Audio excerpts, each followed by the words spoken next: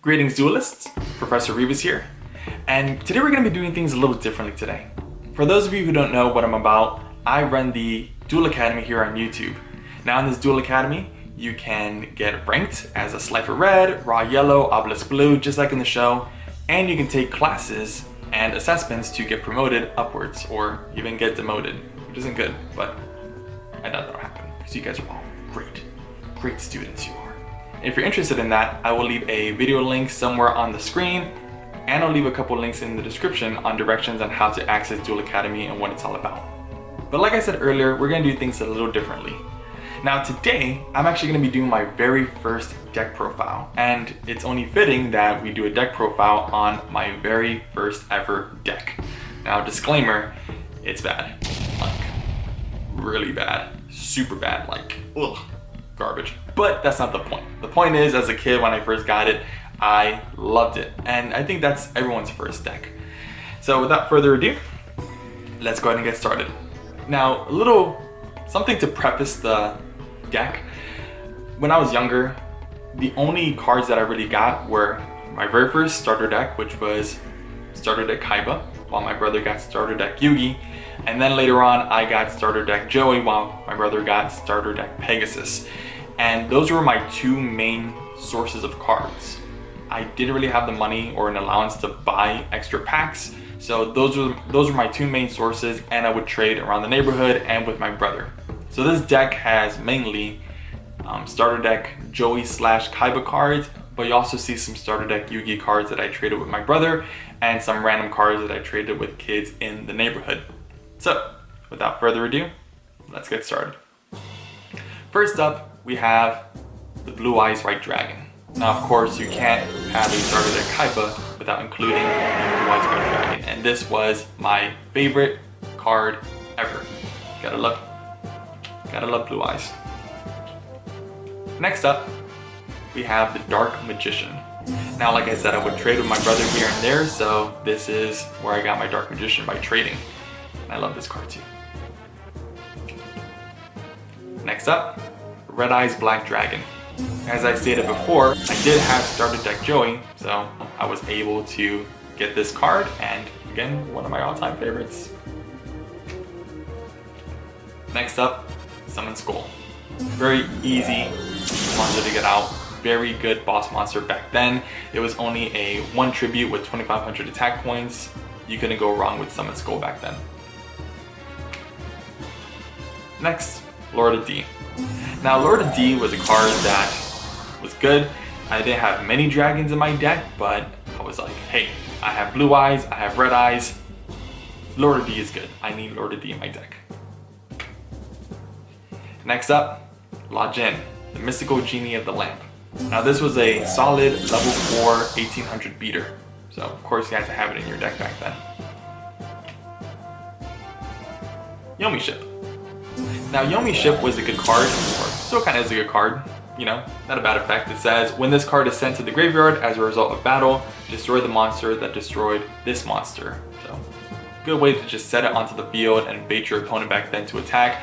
Easy way to get out one of your opponent's big monsters that you couldn't deal with, or you could actually just crash it into one of your opponent's big monsters and destroy it that way. So this was a good out. You would take some life point damage, but it was worth it to take out one of your opponent's big threats.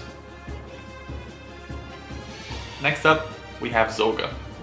Now Zoga is a card that's useful if you care about life points. And back then when you were a kid, you actually did care about life points. Nowadays, or later on in life, you learn that life points aren't everything. And so you want to include cards in your deck that, like starter cards and extenders, to further improve your game state and further along your strategies. But as a kid, life points were everything. So Zoga, if you tribute this card, you're able to get 2,000 life points. And since you just saw that I have quite a number of tribute monsters, it came in handy. Man-Eater Bug. Oh, Man-Eater Bug. Kind of like Yomi Ship. except this is a flip effect monster, where if you flip it up, you destroy a monster on the field. It is a mandatory effect, so if your opponent has no monsters on the field and this gets flipped up, you do have to destroy it itself or one of your cards on the field. But besides that, solid card. Now, back then when you created your deck as a kid, you wanted a theme, or you wanted your deck to follow some sort of lore. So I had Darkfire Soldier 1, but anytime there was a card, if there was a counterpart, you best believe that you threw it in your deck. And for me, I did. Darkfire Soldier 1 and Darkfire Soldier 2. Now they're not the best monsters, they're not bad, they're level 4, 1700 beaters, but they had a theme going on, so I threw them in my deck, because why not? Next up was Magician of Faith.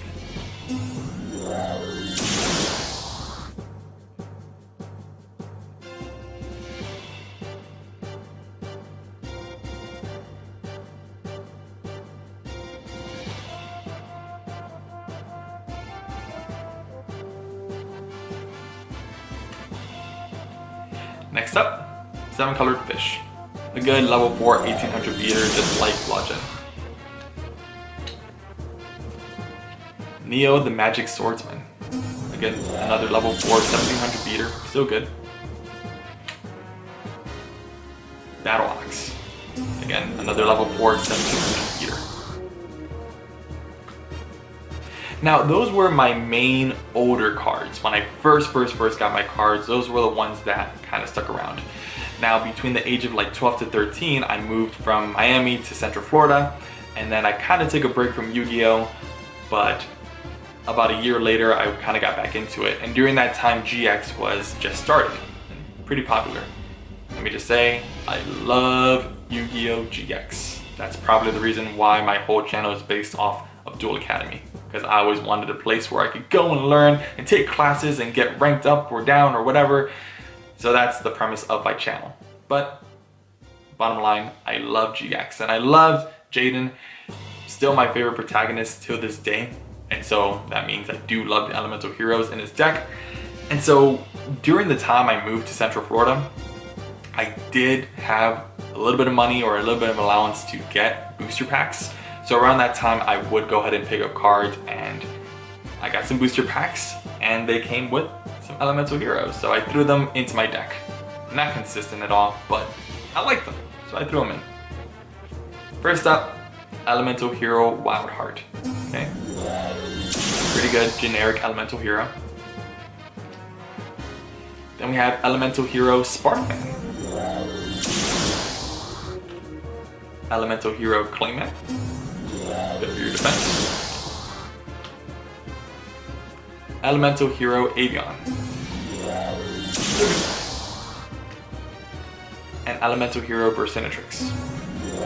Now you'll notice that all of my cards are one-ofs, and back then I wanted to keep my deck as close to the anime as possible, and especially in the early anime in Duel Monsters, all the characters pretty much ran one-ofs. And I thought that's the only way to run a deck, is to just put one-ofs of everything, of all my favorite cards, mix it all up, and pray that I win. And most times I would lose, but that's not the point. The point is, I had a deck that I loved. And I still love this deck. It's not a... I was about to say it's not a bad deck, but it is a bad deck. But I still loved it. So, I only had one-ofs of all these cards. But that was okay, because at the end of the day, I still enjoyed playing the deck, and that's what Yu-Gi-Oh! Should be about, in my opinion. But not everyone agrees, and that's okay. We all have different reasons for playing the game, and there's nothing wrong with that. So, next up, we also have Armed Dragon level 3. Like Chaz too, so he ran Armed Dragon, so I run Armed Dragon. Now after level 3, of course, we had to have the Armed Dragon level 5. Now unfortunately, that's as far as I go with the Armed Dragons. Like I said, I only bought packs every once in a while because I did have a bit of money at that time, but not enough to keep buying packs over and over.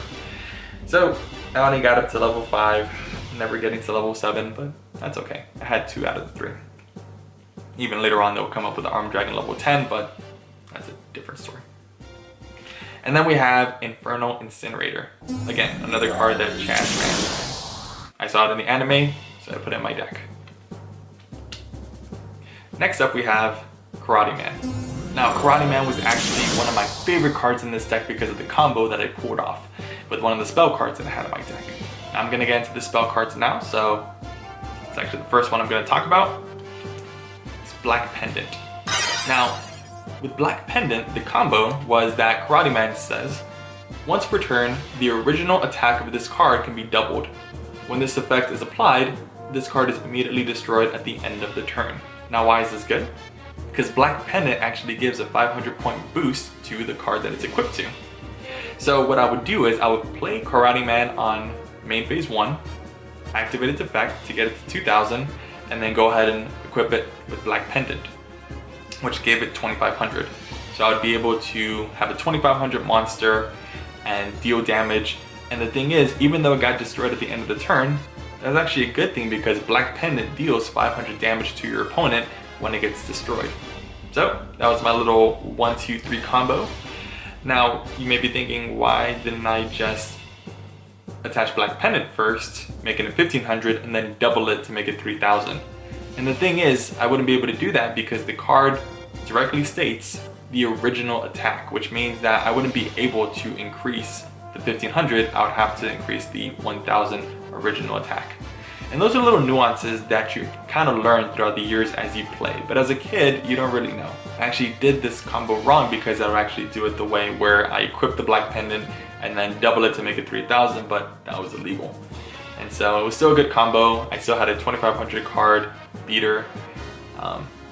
And I dealt damage either way because Black Pendant would be destroyed and deal 500 points of damage.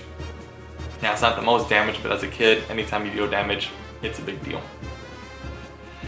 Next up we have Rush Recklessly, another spell card that increases the attack. This one is by 700, and it's a quick play. It's good. Then we have Monster Reborn. Can't go wrong with Monster Reborn. It lets you get a card from either graveyard. Dion Keta the Cure Master. Back then you actually cared about life points. You actually put cards that increase life points instead of putting other cards that would actually extend your combos. And as you can see, my deck really had no combos. The Karate Man combo was the best thing I got, so I wasn't really worried about extenders. So, Dion Keta the Cure Master, thank you for the 1000 life points. Then we had Change of Heart. Again, another banned card, but back then it wasn't banned, and when it did get banned, we didn't care. We still played it.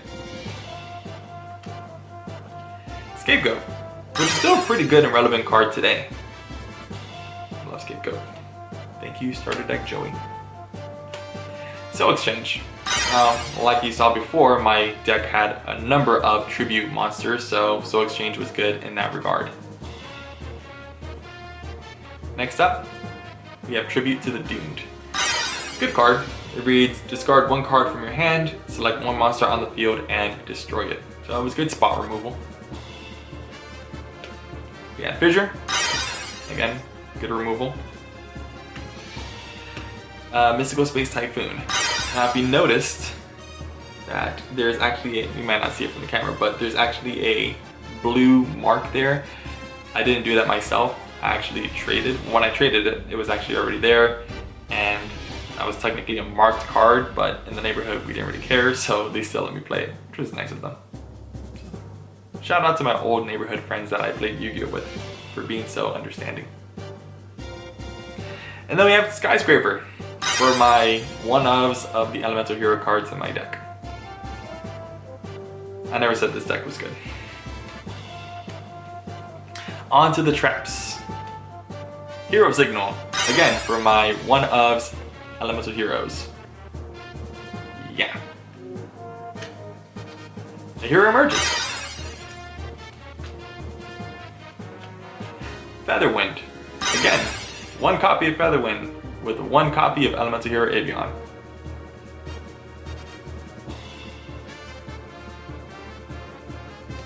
Yeah. Next up, Woboku.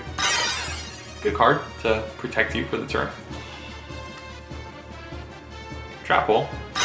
Not even bottomless Trap Hole, just Trap Hole. And Blast held by a Tribute. Now when I first got this card, I thought I was going to run the game.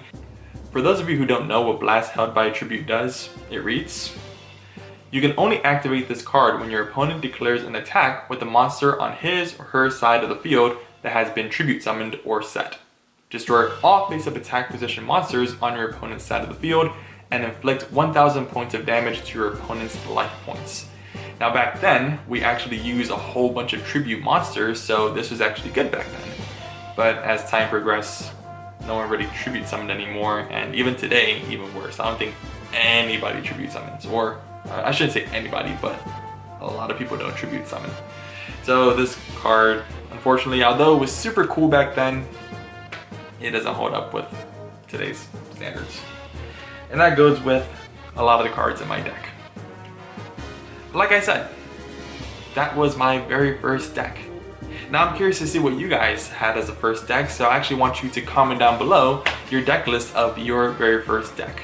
And we can actually have a discussion of maybe whose was better, whose was worse, but at the end of the day, back then when you first started the game, especially around that time, I started playing when Yu-Gi-Oh! Actually was first coming out, so I was growing up with it. And back then we were still experimenting with all these new cards, all these new combos. Some of us were more focused on the meta, some of us were just focused on the anime and wanted to play just like the anime, and you still see that today. But at the end of the day, your first deck is always going to be special because it's your first deck. Thank you so much for watching. If you like this video, make sure that you subscribe to the channel, like it, make sure you hit that notification bell to be updated on new videos. And like I said, if you're interested in the Duel Academy videos, I do have them in my channel. So make sure that you do subscribe and keep up with those classes. I hope to see you there. I hope you have a great day and class dismissed.